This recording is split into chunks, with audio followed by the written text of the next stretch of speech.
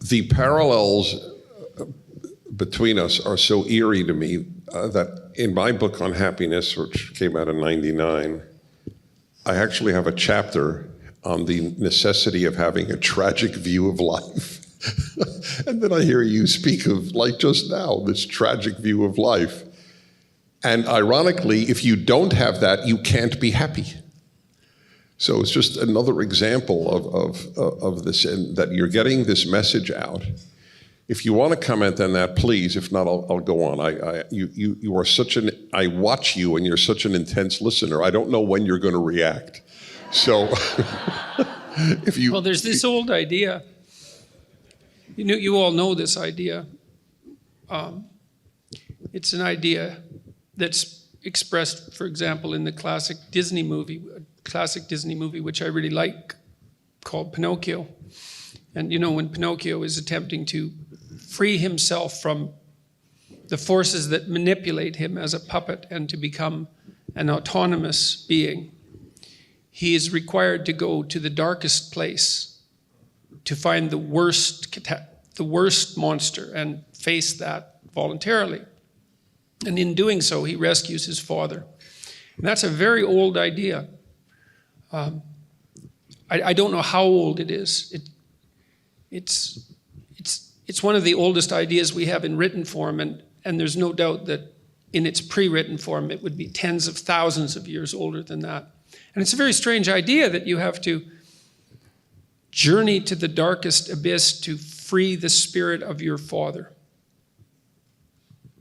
But there's a reason for it, and it has to do with the tragic view of life, which is that you can't discover what you're capable of being or withstanding, and those are the same things, if you hide away from any of the things about life that are terrible but true. And the reason you can't discover who you are without doing that is that only necessity will force that out of you.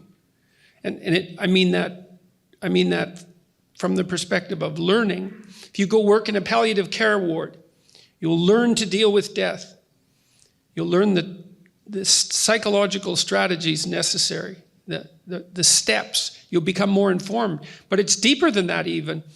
We know now from a biological perspective that if you put yourself in new situations, in new and challenging situations, that new genes turn on in your nervous system and code for new proteins that produce new neurological structures. And so you can't even be what you are fully biologically unless you expose yourself to everything that you can expose yourself to as you journey through life. The old idea of a pilgrimage was predicated on that idea, as is walking in Chartres Cathedral, the labyrinth.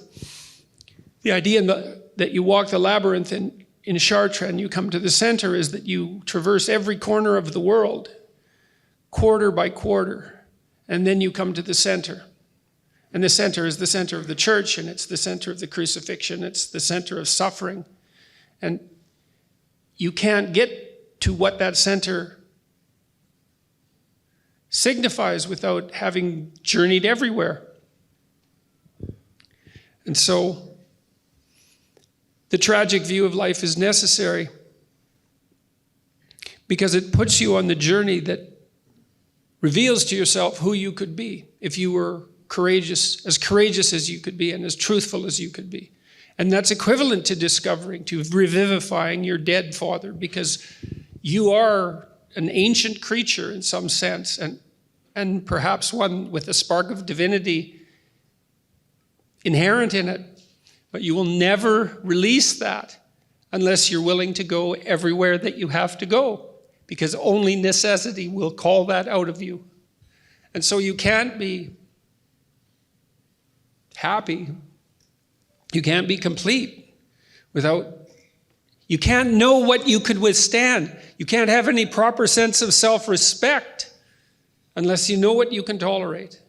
And if you avoid everything that you have reason to avoid, but should nonetheless not avoid, you won't know who you are, and then you can't live properly.